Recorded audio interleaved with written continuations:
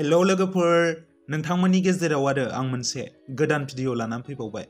बे भिडिअआनो जादों नोंथांमोनहा आंनियाव गोबाङानो रिक्वेस्ट खालामहरदोंमोन दि जिहेतु आङो आंनि बे चेनेलनि गेजेरजों जोंनि बर' सावथुन मुलुगनि फावखुंगुर आरो फावखुंग्रिफोरनि सावथुनफोरनि फारिलाइ खालामनानै नोंथांमोननो फोरमायो, थिग बेबादिनो नोंथांमोनहा आंखौ खावलायहरबाय थानायलाय जोंनि बर' सावथुन मुलुगनिनो मोनसे समनि जोबोर मुंदांखा फावखुंगुर रुंसारि बिथां दिलीप बसुमतारीनि सावथुननि फारिलाइखौबो नोंथांमोननिसिम लानानै फैबाय। बिथांनि सावथुनफोरनि फारिलाइखौ नोंथांमोननो फोरमायनायनि सिगांनो आं इसोरनिसिम आरज खालामोदि जाहाथे बिथाङा जेराव थाया मानो गोजोनै थाहैनो हायो। दानिया फैदो बिथांनि सावथुनफोरनि फारिलाइखौ फारि फारियै मिन्थिदिनि। आं मिथिनायाव एबा नुनायाव बिथांनि गिबिसिन सावथुनानो जादों अन्नायनि दौलें आरो बे सावथुनखौ 2006 मायथाइयाव दिहुनदोंमोन आरो बे सावथुनाव बिथांजों लोगोसे फावखुंग्रि महरै फाव खालामफादोंमोन जोंनि बर' सावथुन मुलुगनिनो मुंदांखा फावखुंग्रि गीतानजलि बसुमतारी बिथाङा। बेनि उनाव बिथांनि लावथाइनि सिमां सावथुना 2008 मायथाइयाव प्रबिन गयारीनि डिरेक्सन होनायाव दिहुनजादोंमोन आरो बे सावथुनाव बिथांजों लोगोसे फावखुंग्रि महरै फाव खालामफादोंमोन जोंनि बर' सावथुन मुलुगनिनो मुंदांखा फावखुंग्रि मासुम ब्रह्म बिथाङा। बेनि उनाव बिथांनि बिखा गावो खुगा गेवा सावथुना 2009 मायथाइयाव प्रबिन गयारीनि डिरेक्सन होनायावनो ओंखारदोंमोन आरो बे सावथुनावबो बिथांजों लोगोसे फावखुंग्रि महरै फाव खालामफादोंमोन मासुम ब्रह्म बिथाङा।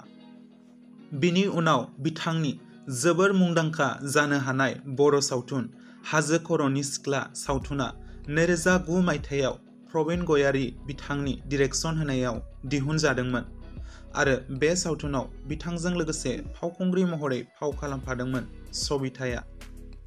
बेनि उनाव फनिन्द्र बड'सा बिथांनि डिरेक्सन होनायाव दायनि साजा सावथुना 2009 मायथाइयाव ओंखारदोंमोन आरो बे सावथुनाव फावखुंग्रि महरै फाव खालामदोंमोन जिउथि, संगिना आरो रिमझिम फावखुंग्रि बिथांमोनहा।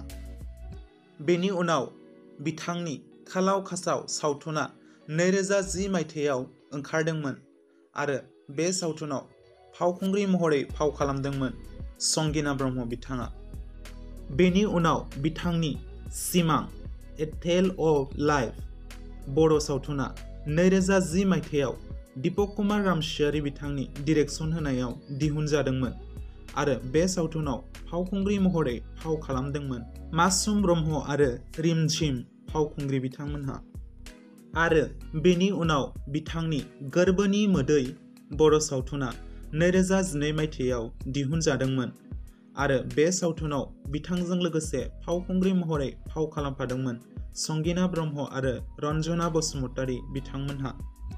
बेनि उनाव बिथांनि मिस्टार रेन्जार बाबु बर' सावथुना 2012 मायथाइयाव प्रबिन गयारी बिथांनि डिरेक्सन होनायाव दिहुनजादोंमोन आरो बे सावथुनाव बिथांजों लोगोसे फावखुंग्रि महरै फाव खालामफादोंमोन चन्दना आरो जनाली बसुमतारी बिथांमोनहा। बेनि उनाव बिथांनि आखाइनि रेखा सावथुना 2013 मायथाइयाव दिहुनजादोंमोन आरो आंनि मिथिनायाव बिथाङा फाव खालामनाय सावथुना बेनो जोबथिमोन।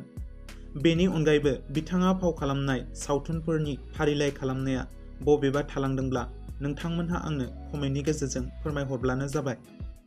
आरो बिथांनि सावथुनफोरनि फारिलाइ खालामनायनि भिडिअखौ नायनानै मोजां मोनदोंब्ला भिडिअखौ लाइक खालामदो, कमेन्ट खालामदो आरो चेनेलखौबो दासिमबो साबस्क्राइब खालामनानै लायाखैब्ला चेनेलखौ साबस्क्राइब खालामनायजों लोगोसे सेरावनो थानाय नटिफिकेशननि बेल आइकनखौबो अलाव थुनानै होदो।